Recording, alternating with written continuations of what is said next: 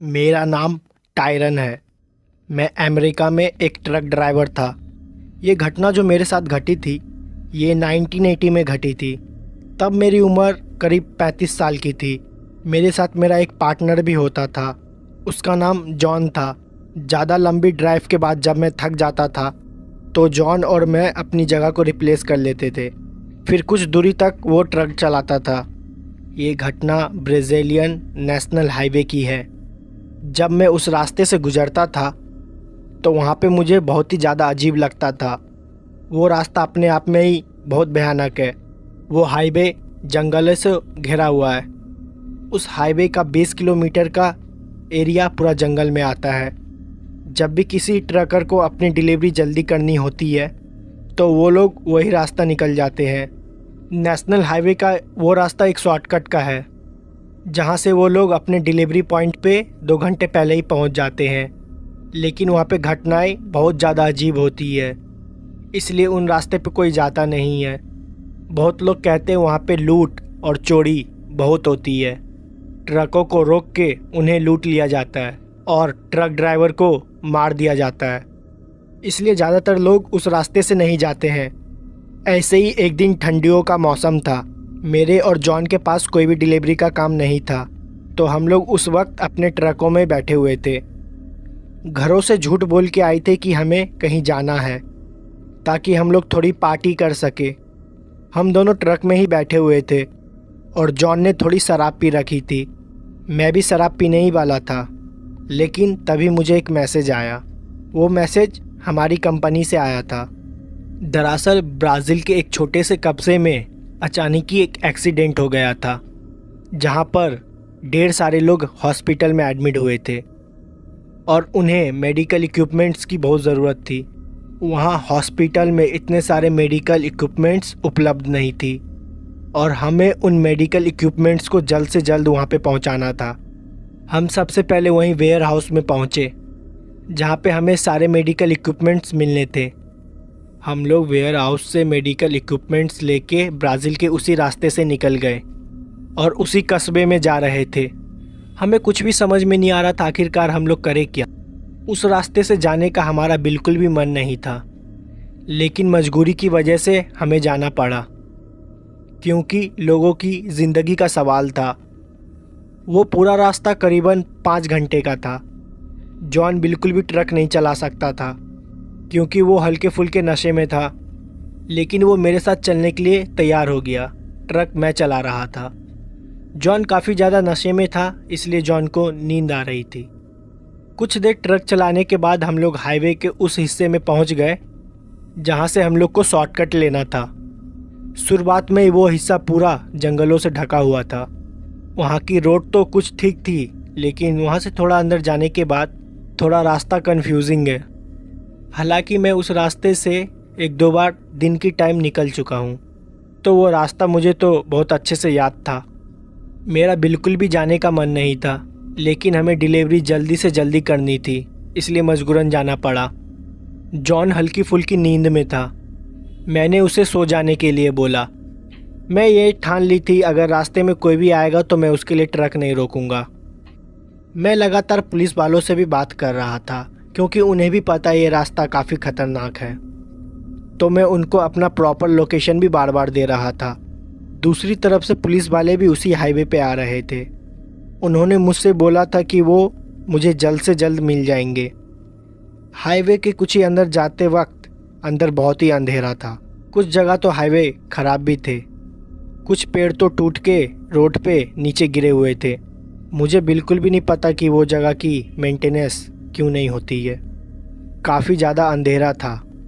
मुझे बस उतनी ही लाइट दिखाई दे रही थी जहाँ तक मेरी ट्रक की लाइट जा रही थी।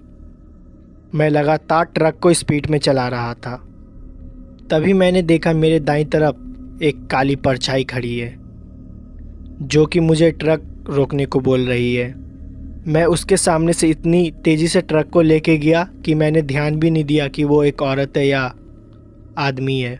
हाँ, लेकिन मुझे इतना ज़रूर पता चल गया था कि साइड में कोई खड़ा है जो कि लिफ्ट मांग रहा है। मैं उसको जल्दी की वजह से देख नहीं पाया। मैंने उसे बाद में बैक मिरर में देखने की कोशिश की, वो मुझे नहीं दिखा।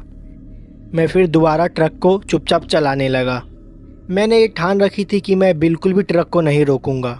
कुछ दूर आगे जाने के बाद फिर से मुझे दाएं तरफ फिर कोई एक आदमी दिखाई दिया। उसने कोई भी कपड़े नहीं पहने हुए थे।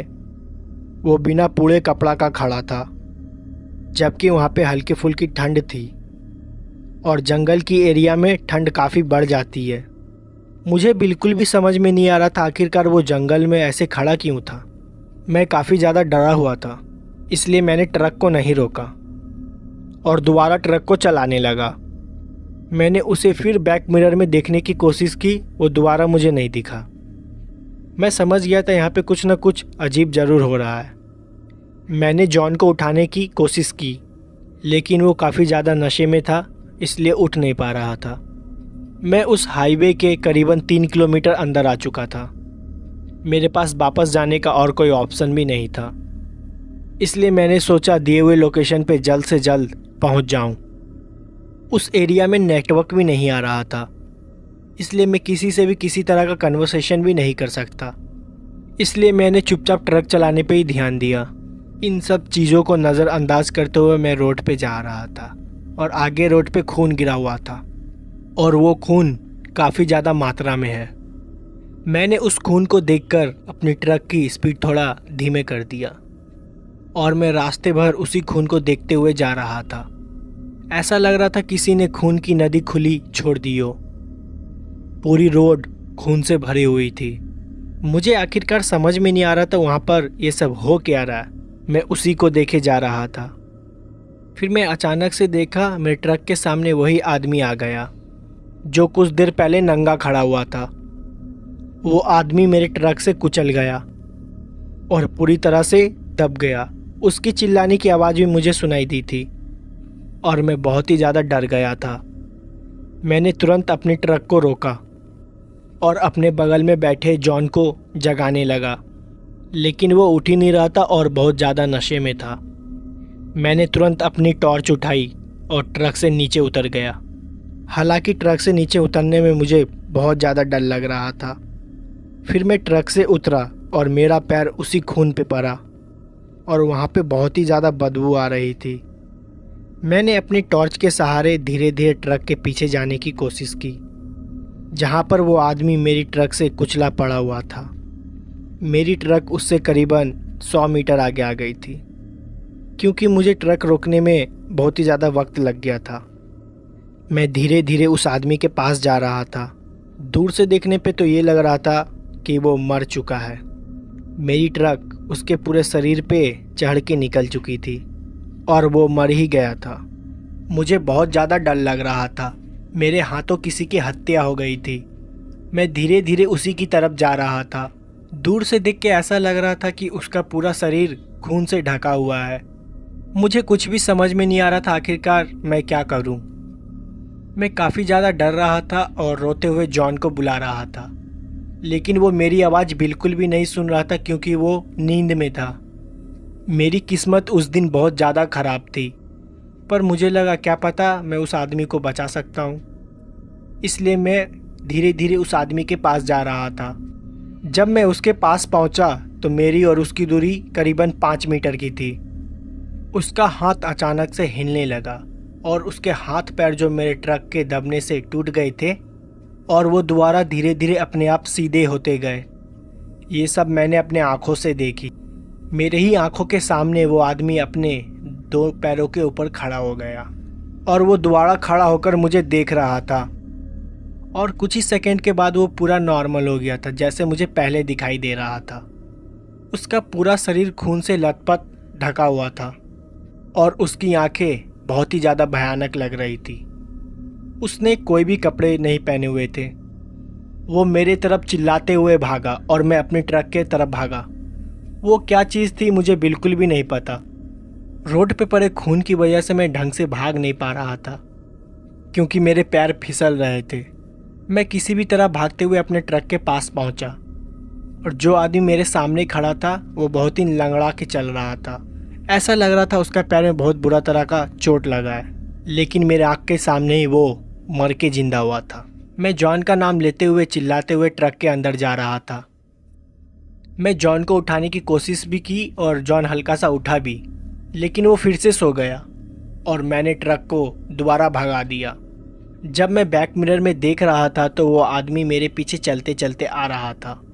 उस पूरी रोड पे खून फैला हुआ था। मेरे ट्रक के टायर भी पूरे खून से सने हुए थे। कुछ दूर ट्रक चलाने के बाद मैंने देखा दूसरी साइड से कुछ पुलिस की गाड़ियाँ आ रही है, जो कि शायद मेरे लिए ही आ रही थी। मैं बहुत ज़्यादा डरा हुआ था।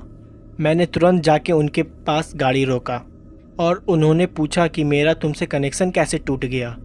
मैंने उन्हें सारी चीज़ें बताई और जैसे ही मैंने फिर अपने ट्रक के टायर को देखा, वो पूरा एकदम तरह से नॉर्मल था। मैं उन्हें बार बार वो चीज़ समझाने की कोशिश कर रहा था, लेकिन उन्हें कुछ भी समझ में नहीं आ रहा था। उन्हें लग रहा था कि मैं बहाना दे रहा हूँ। फिर उन पुलिस की कार में से एक कार उन्हीं जंगल की तरफ से गई जिधर से मैं आ रहा था।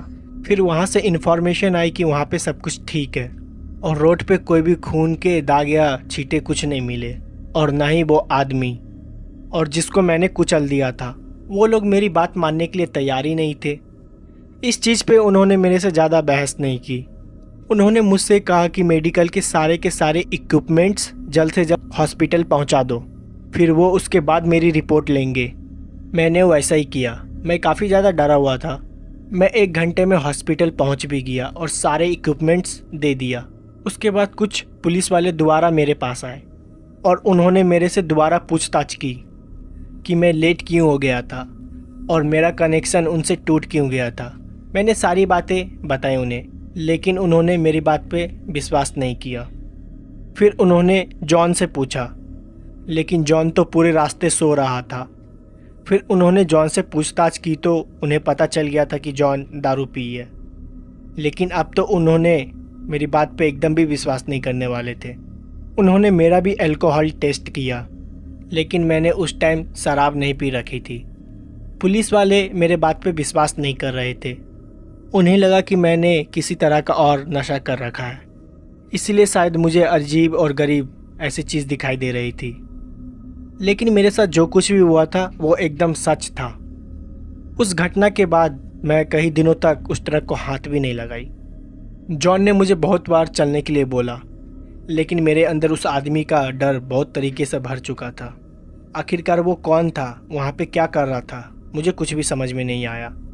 और ये जो अजीब सी चीज़ मुझे दिखाई दे रही थी और किस लिए दिखाई दे रही थी, इसका भी मेरे पास कोई जवाब नहीं था। लेकिन मुझे ये बिल्कुल भी नहीं पता था कि ये मेरा वहम है या सच। अगर ये सच था तो मेरी किस्मत उस दिन बहुत ज़्यादा अच्छी थी कि मैं बच गया, और फिर ऐसी घटना मेरे साथ जीवन में दोबारा कभी भी नहीं घटी। लेकिन फिर उस रोड पर मैं दोबारा कभी भी नहीं गया। आप देख रहे हैं रात का रहस्य, तो चलते हैं आज की कहानी की ओर। तो दोस्तों, बस का सफ़र तो आप लोग करते ही हैं, और बस के सफ़र में अनजान लोग से मेल मिलाप तो ये होता ही रहता है, जो कि आम बात है। अगर वही अनजान आदमी आपको अमीर बना दे और आपके सारे सपने पूरे कर दे, तो फिर आपको कैसा लगेगा। उसी बस में एक ऐसा आदमी था जो मुझे अमीर बनने बोल रहा था, और बाकी जितने पैसेंजर थे बस के, उसने उसको बोला कि आप मुझे अमीर बना दो, आप मुझे अमीर बना दो। पर वो आदमी किसी को भी नहीं बना रहा था। तो मुझे लगा वो आदमी बहुत ही घमंडी टाइप का है। ये सब देखने के बाद मुझे थोड़ा सा अजीब भी लग रहा था, पर वो आदमी किसी का भी नहीं सुना। फिर वो आदमी मुझे बोला, क्या हुआ, आ रहा है तू मेरे साथ। और मुझे कुछ समझ में नहीं आ रहा था, लोग इस आदमी से इतना मिन्नतें क्यों कर रहे हैं, आखिरकार ये है कौन। फिर से उस आदमी ने मुझे बोला, क्या हुआ, आ रहा है तू मेरे साथ। फिर मैं उस आदमी के साथ चला गया दोस्तों। फिर उसके बाद जो मेरे साथ हुआ वो सुन के आप पूरा हैरान हो जाएंगे। दोस्तों, मेरी सारी बात सुनने के बाद आपका भी जो है डर से रूबरू हो जाएगा। दोस्तों, मेरा नाम वीरू है। मैं झारखंड का रहने वाला हूँ और झारखंड एक छोटे से कॉलेज में अभी पढ़ाई कर रहा हूँ। लेकिन दोस्तों, मैं सही बताऊँ तो मुझे पढ़ाई करने का बिल्कुल भी मन नहीं था। बस घर वाले के चक्कर में मैं पढ़ाई करता था, और घर वाले बोलते थे अगर पढ़ाई नहीं करेगा तो तू पैसे कैसे कमाएगा। घर वाले मेरे पे रोज़ाना डेली चिल्लाते थे और मुझको बोलते थे पढ़ाई नहीं करेगा तो पैसे कैसे कमाएगा। तो मैं बोलता था मैं पैसे और भी तरीके से कमा सकता हूँ, और मैं हमेशा शॉर्टकटी तरीका यूज़ करना चाहता था पैसा कमाने के लिए। इसलिए घर वालन के चक्कर में मुझे मजबूरन पढ़ाई करनी पड़ती थी। मैं हमेशा से शॉर्टकट तरीका ही अपनाना चाहता था और शॉर्टकट में मैंने बहुत बार पैसा भी कमाया, पर जितना मुझे चाहिए था उतना मैं कमा नहीं सका। इसलिए मुझे शॉर्टकट तरीका ही अच्छा लगता था पैसा कमाने का। खैर मेरे दिन ऐसे ही बीत रहे थे। एक दिन मेरे कॉलेज से मुझे एक प्रोजेक्ट मिला था जो मुझे किसी बाहर देश में जाके वहाँ की जानकारी लेना था। एक तो मुझे ऐसे ही पढ़ाई का में अच्छा नहीं लगता था और ऊपर से ये स्कूल वाले कॉलेज वाले इधर उधर भेज के दिमाग ख़राब करते रहते थे, और ये कॉलेज वाले जो मैं नहीं करना चाहता वही ज़बरदस्ती मेरे से करवा रहे थे। फिर प्रोजेक्ट के मिलते ही मैंने अपने घर वालों को बताया। फिर घर वाले ने बोला जाने की तैयारी कर। मैं नहीं जाना चाहता था, फिर भी अपना मन मार के मैं जाने के लिए तैयार हो गया। बैग सब पैकिंग कर लिया क्योंकि मुझे दूसरे शहर जाना था और मुझे बस से जाना था, तो मैं जाने के लिए तैयार था। बस शाम की थी। फिर मैं अपने शाम को तय समय से घर से निकल गया। फिर मैं वहाँ से ऑटो लिया और बस डिपो की तरफ जाने लगा। कुछ देर बाद बस डिपो के पास पहुँचने के बाद मुझे पता चला यहाँ पे तो आज बहुत कम बस चल रही है और कुछ ही बस वहाँ पे खड़ी थी, जिस वजह से मुझे बस मिल नहीं रहा था। फिर मैं इधर उधर कितना पूछने के बाद मुझे एक बस दिखाई दी। फिर मैंने बस कंडक्टर से पूछा क्या ये बस वहाँ जाएगी, तो बस वाले बोले हाँ ये बस वहीं जा रही है। फिर इतना सुनने के बाद मैं जाके बस के अंदर बैठ गया। बस के अंदर काफ़ी लोग थे, वहाँ पे कुछ आदमी दिखाई दे रहे थे बस के अंदर। फिर मैं जाके एक सीट के पास जाके बैठ गया। मेरी बगल की सीट खाली थी, तो मुझे ऐसा लगा कि शायद ये लगता है बस भर के यहाँ से अब जाएगी। तभी बस ड्राइवर ने बस को स्टार्ट कर दिया और काफ़ी रात भी हो चुका था और बस के जाने का टाइम भी हो चुका था। फिर बस वहाँ से स्टार्ट होके निकल गई। तभी मैंने अपने कान में हेडफोन लगा लिया और गाना का आनंद लेने लगा। गर्मी का महीना था और खिड़की से ठंडी ठंडी हवा मुझे एक अलग ही एहसास दिला रही थी। ऐसे सफ़र करना तो मुझे काफ़ी पसंद था, पर अगर मेरी पसंद का सफ़र हो तो। बस को चलते चलते काफ़ी 2 घंटे हो चुके थे और मुझे आस्ते आस्ते अब नींद भी आने लगी थी। तभी मैंने अपने हेडफोन को उतार के बैग में रख दिया। फिर मैं जैसे ही सोने जा रहा था बस एकदम से रुकी। फिर मैं खिड़की के बाहर जब देखा तो वहाँ पे एक आदमी खड़ा था। उसके लिए बस को रोका गया था। फिर वो आदमी अंदर आके मेरे पास बैठ गया। फिर वहाँ से बस चलनी स्टार्ट हो गई। फिर बस के जितने भी पैसेंजर थे सभी उसके पास आके बोलने लगे भाई साहब मुझे अमीर बना दो, कोई बोलता मुझे अमीर बना दो। फिर ये सब देख के मैं सोच रहा था क्या ये सब पागल हो गए हैं। फिर हाँ ये बात था कि वो जो आदमी था पूरे शरीर पे सोने का सामान पहना हुआ था। हाँ इससे ये तो ज़रूर साबित होता था कि वो आदमी जो है बहुत ही मालदार है, पर मुझे ये समझ नहीं आ रहा था कि ये आदमी उसके सामने ऐसे भीख क्यों मांग रहे हैं। और ये आदमी किसी भी बातों का कोई जवाब नहीं दे रहा था। मुझे गुस्सा तो बहुत आ रहा था कि ये आदमी कितना घमंडी है, पर इसको कोई फ़र्क नहीं पड़ रहा था और मुझे गुस्सा भी बहुत आ रहा था उस आदमी पे। फिर जब मुझसे बर्दाश्त नहीं हुआ फिर मैं पैसेंजर को बोला कि आप लोग ये क्या हो गया है, आप लोग पागल तो नहीं हो गए, भला ये आदमी के सामने आप ऐसे क्यों बोल रहे हो और ये आपको कैसे अमीर बना देगा। जब ये आदमी कोई जवाब ही नहीं दे रहा है तो आप लोग क्यों पागलों की तरह इसके पीछे पड़े हुए हैं। तो वो पैसेंजर फिर मुझे बोलता है भाई आपको नहीं पता ये आदमी जिसे अगर साथ में जाने को बोले तो उसको पक्का ये अमीर बना देता है। फिर मैंने उन लोगों से बोला क्या ये फालतू की बात कर रहे हो, ऐसे भी भला क्या होता है। तो वो आदमी ने मुझे बोला कि भाई आपको नहीं पता ये आदमी पक्का जिसे ले जाता है वो सही में अमीर बन जाता है, आपको विश्वास नहीं होगा आप ये वीडियो देखो। फिर मैं वीडियो में देखा तो वो बता रहा था ये मेरा चाचा है जो आज बहुत अमीर बन चुका है, और वीडियो में सही में एक आदमी उसके साथ जा रहा था जो बहुत ही अमीर बन चुका था। मैं ये सब सोच ही रहा था कि भला ऐसे भी कैसे हो सकता है। तभी उस आदमी ने मुझे बोला भाई तुम भी एक बार पूछ लो, क्या पता वो खुशनसीब आदमी तुम ही हो। मैं बोलना तो नहीं चाहता था, फिर तब भी मैंने सोचा कि एक बार मैं बात करके देखता हूँ। फिर मैंने भी सोचा चलो अब मैं पूछ ही लेता हूँ। मेरे मन में भी अंदर अंदर लालच पूरी भर चुकी थी उन लोगों की तरह, और ऐसे भी शॉर्टकट तरीका अपना के पैसा कमाना तो मैं सोच ही रहा था कि कैसे भी मैं अमीर बन जाऊँ। फिर मैं आखिरकार उस आदमी को बोल ही दिया क्या आप मुझे अमीर बना दोगे, पर उसका कुछ जवाब नहीं आया। तो मैं अपने आप को कोसने लगा शायद मेरे नसीब में लिखा ही नहीं है कि मैं अमीर कभी बन पाऊँ। तभी अचानक से बस की ब्रेक लग जाती है। तभी वो आदमी उठता है और मुझे बोलता है चलो साथ में। तभी बस के सारे पैसेंजर मुझे देखने लगे और मुझे भी अपने खुशी का ठिकाना नहीं था। वो आदमी बार बार मुझे बोल रहा था भाई तू साथ में चल रहा है ना तो जल्दी आ जा। फिर सब कोई मुझे देखे ही जा रहे थे कि भाई अचानक वो आदमी इसको कैसे बुला लिया। फिर मैं बस के नीचे उतरा उसके साथ और सारे पैसेंजर मुझे बस की खिड़की से देखे ही जा रहे थे। फिर मैं देख पा रहा था सारे पैसेंजर का मुंह एकदम उतरा सा हुआ था, एकदम उदास हो चुके थे। मैं इतना तो समझ गया था कि वो लोग को सदमा लग गया कि ये आदमी इसे कैसे बुला लिया। और मैं अपने मन में बहुत ही खुश हो रहा था कि आज तो मैं पक्का अमीर बन ही जाऊंगा। फिर मैं उतर गया, बस भी वहाँ से चली गई। फिर मैं कुछ देर वहाँ पे रुका उस आदमी के साथ। फिर मैंने उस आदमी को बोला अरे भाई साहब आप मुझे कैसे अमीर बना दोगे। मेरे बोलने पे भी उसका कुछ जवाब नहीं आया तो मुझे बहुत ही गुस्सा आने लगा। वो कुछ बोल ही नहीं रहा था इसके बारे में, पर मैं कर भी क्या सकता था, मुझे अमीर जो बनना था। फिर वो आदमी चलने लगा, फिर मैं भी उसके पीछे जाने लगा। वो बोला चलो मेरे साथ पीछे पीछे, मैं भी उसके साथ चलने लगा। फिर वो मुझे एक सुनसान सी जगह पे लेके जाने लगा, पर मैं कर भी क्या सकता था, मैं भी उसके साथ चला गया। फिर वो जहाँ पे मुझे लेके गया वो एक सुनसान सा जगह था। वहाँ पे एक गांव बसा हुआ था और वहाँ पे इस आदमी का एक आलीशान महल भी था।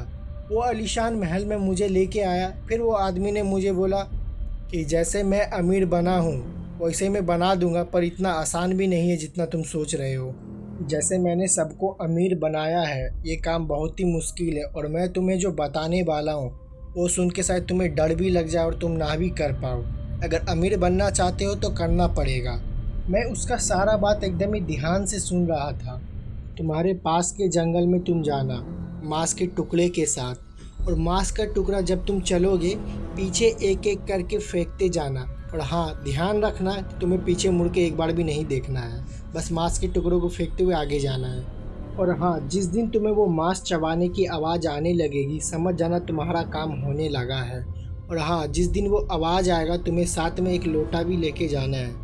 बगल के तालाब से तुम्हें पानी लेना है, और वो उस टाइम लोटा जो है बहुत ही तुम्हें गर्म लगेगा, पर तुम्हें जैसे तैसे करके वो लोटा संभाल के तुम्हें लेके जाना ही पड़ेगा। फिर ये सब सुनने के बाद मैंने एक नज़र उसके घर की ओर डाला तो वहाँ पे मैंने देखा कि बहुत सारे लोटे टूटे हुए रखे हैं।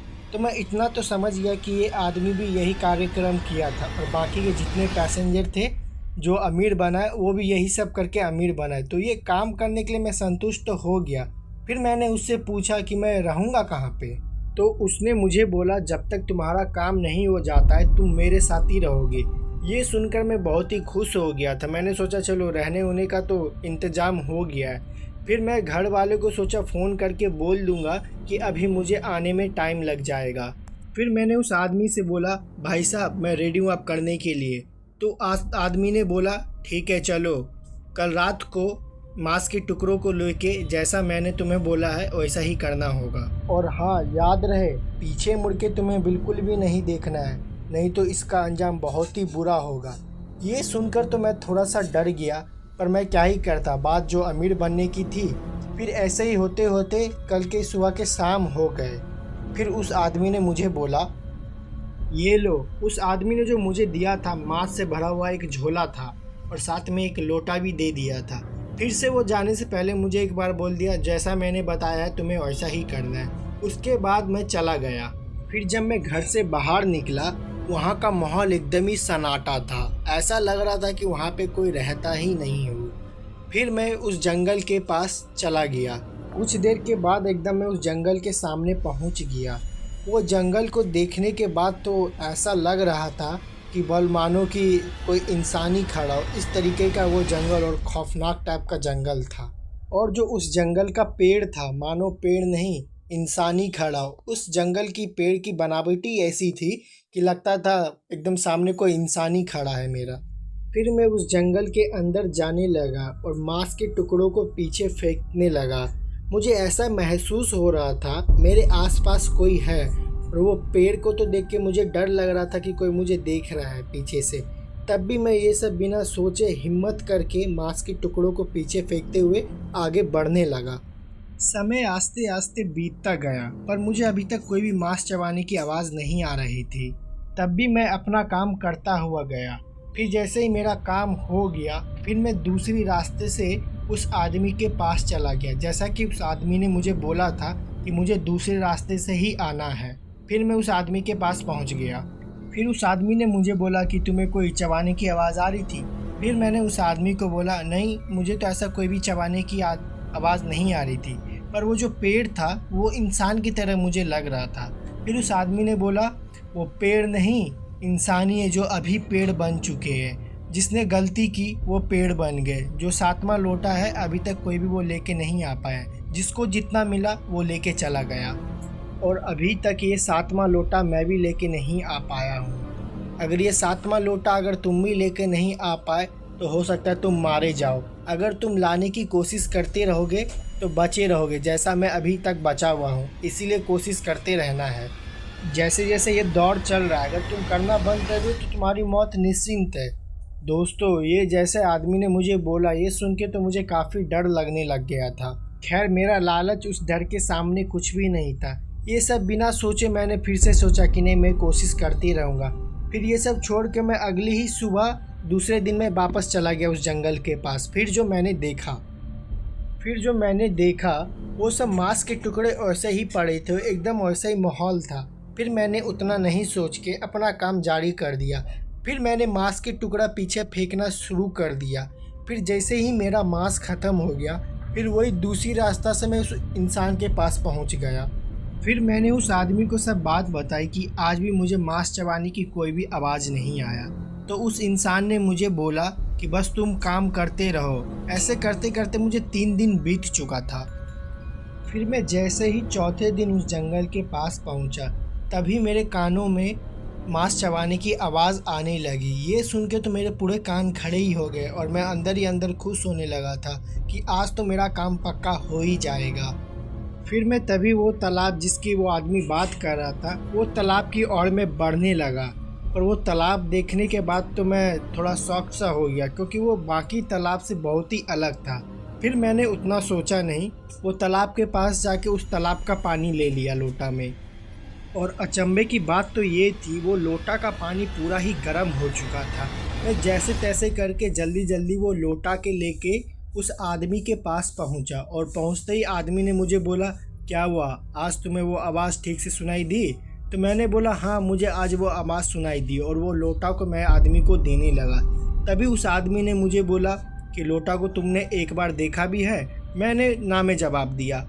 फिर मैं सोचा कि एक बार मैं लोटा पे ध्यान देता हूँ। फिर मैं जैसे ही लोटा के अंदर देखा तो उसमें सही में पूरे सोने के सिक्के भरे हुए थे।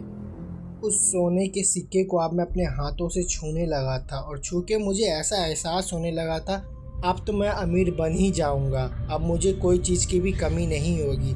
फिर मैंने उस आदमी को बोला कि ये तो मुझे मिल गया है, अब क्या मैं जा सकता हूँ? उस आदमी ने बोला, ज़्यादा खुश मत हो, ये तो पहला पड़ाव था, अभी 6 पड़ाव और बचा हुआ है। तो उस आदमी ने बोला, अगर मैं ना करूँ, यही लेके चला जाऊँ तो? उस आदमी ने बोला, तुम लेके जा सकते हो, पर इससे तुम ज़्यादा दिन बचोगे नहीं, मारे जाओगे। ये उस आदमी की बात सुन के तो मुझे ऐसा लग रहा था कि मैं यहाँ पे फंस चुका हूँ। फिर मैंने उस आदमी को बोला, ठीक है, मैं अपना पूरा कोशिश करूँगा। फिर ये काम ऐसे ही चलता रहा, पर ऐसे करते करते मैं 5वें लोटे तक ही पहुँच गया और मेरी हिम्मत पूरी टूट चुकी थी और मुझे घर जाने का भी बहुत मन कर रहा था। और मैं सोचा कि मैं उस आदमी को जाके बोल दूं कि अब मेरे से नहीं हो पा रहा है। फिर मैंने उस आदमी को बोल दिया, अब मेरे से नहीं हो पा रहा है, मेरे अंदर बिल्कुल भी साहस नहीं है। तो उस आदमी ने बोला, तुम जा सकते हो, पर तुम ज़्यादा दिन बचोगे नहीं, और ये जो सोना है तुम यूज़ नहीं कर पाओगे, तुम्हारा फैमिली ही यूज़ कर पाएगा। तो ये सुन के मैं डर गया। फिर मैंने उस आदमी को बोला कि इससे बचने का कोई उपाय नहीं है। उसने बोला, उपाय है, यहाँ से थोड़ी ही दूर आगे एक संत बाबा बैठते हैं, वो बाबा सारी समस्या का हल करते हैं, तुम्हारा भी हल कर देंगे। अगर वो चाहेंगे तो तुम बच पाओगे, पर उनसे मिलना इतना भी आसान नहीं है जितना तुम सोच रहे हो। फिर मैंने उनसे बोला कि वो तो अब मैं देख लूँगा, मुझे कैसे जाना है। फिर सारा सामान लेके मैं निकल गया। फिर मैं वहाँ पे पहुँच गया जहाँ पे वो बाबा रहते थे, पर मैं किसी से भी पूछता तो कोई मुझे उनसे मिलने ही नहीं देता। ऐसे ही करते करते मुझे 1-2 महीना बीत चुका था। फिर मेरा जो शरीर है वो भी बदलने लगा था। मैं इतना तो समझ गया अब मेरी मौत पक्की है, ना ही मुझे वो बाबा से कोई मिलने दे रहा था। मैं यही सब मन में सोच ही रहा था, अब तो मैं बचूंगा नहीं। तभी मुझे दिखाई दिया वो संत का गेट। तभी मैंने अचानक से वो बाबा का गेट खोल दिया और वो बाबा वहीं पे थे। अचानक मुझे उनकी दर्शन हो गई। उनके आशीर्वाद से मैंने उनसे बातचीत की। उन्होंने बोला तुम्हें कुछ नहीं होगा। फिर तभी मैं नॉर्मल हो गया, मैं पूरा ठीक सा हो गया था। फिर मैं अपने घर जाने लगा। वहाँ पे मेरे मम्मी पापा बहुत ही परेशान थे। दोस्तों फिर मैं घर पहुँच गया, पर मुझे अभी भी लगता है कि मैं कहीं मर ना जाऊँ। पर वो बाबा की कृपा से मैं अभी भी ठीक हूँ एकदम, और मैं उनको बहुत पूछता भी हूँ। तो दोस्तों इस कहानी में बस इतना ही। कहानी पसंद आया हो तो चैनल को सब्सक्राइब करें, लाइक करें, कमेंट करें, और आप कमेंट में बताइएगा आपको किस टाइप का कहानी चाहिए। हम आपकी कहानी ज़रूर लेके आएंगे। तो इस कहानी में बस इतना ही।